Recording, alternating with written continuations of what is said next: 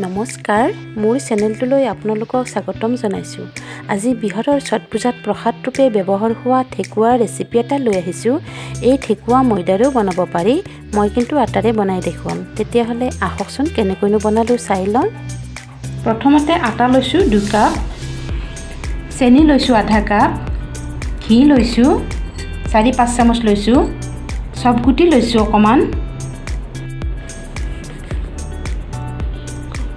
চেনিখিনি মই পিচি লৈছিলোঁ, ইয়াৰ লগত চব গুটিখিনিও পিচি লৈছোঁ একেলগে।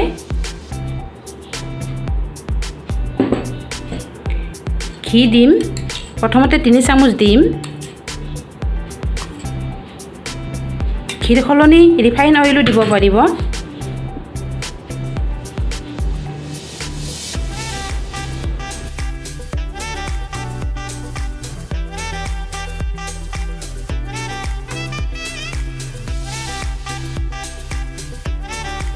আৰু 1 চামুচ ঘি দি দিছোঁ।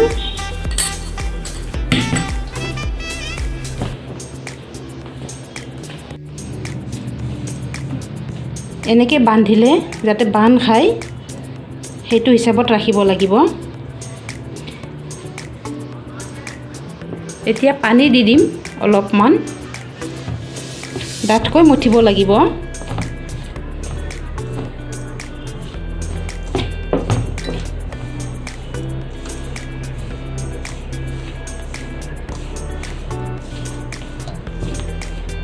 আৰু অলপ দি দিছোঁ।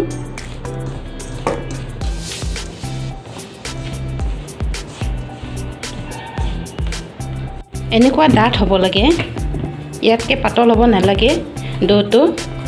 এতিয়া মই সৰু সৰু লাডু বনাম।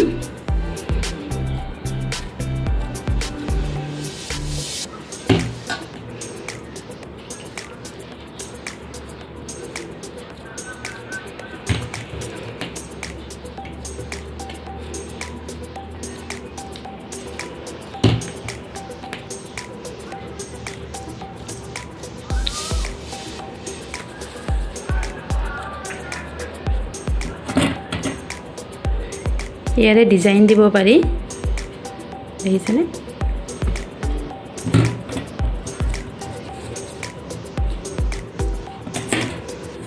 ইয়াৰেও দিব পাৰি ইচ্ছা কৰিলে।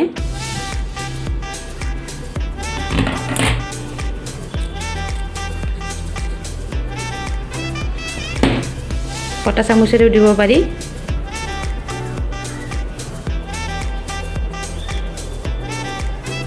এনেকুৱাকৈ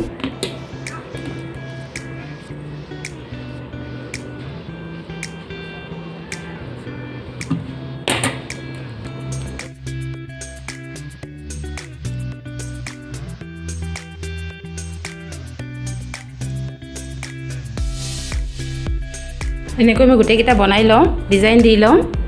ইচ্ছা কৰিলে এনেকৈ চিম্পুলকৈ থৈ দিব পাৰিব এনেকুৱাকৈ। এতিয়া এইখিনি মই কম জুইত ভাজি ল'ম। কেৰাহী এখন উঠাই দিছোঁ তেল গৰম হ'বলৈ। এতিয়া ইয়াত এটা এটাকৈ দি দিম। কম জুইত ভাজি ল'ব লাগিব।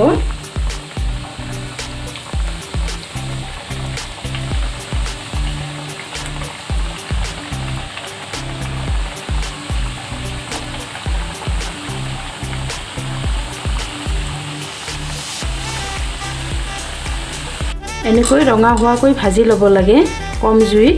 এতিয়া মই উঠাই দিছোঁ এইকেইটা। এনেকৈ গোটেইকেইটা মই ভাজি ল'ম।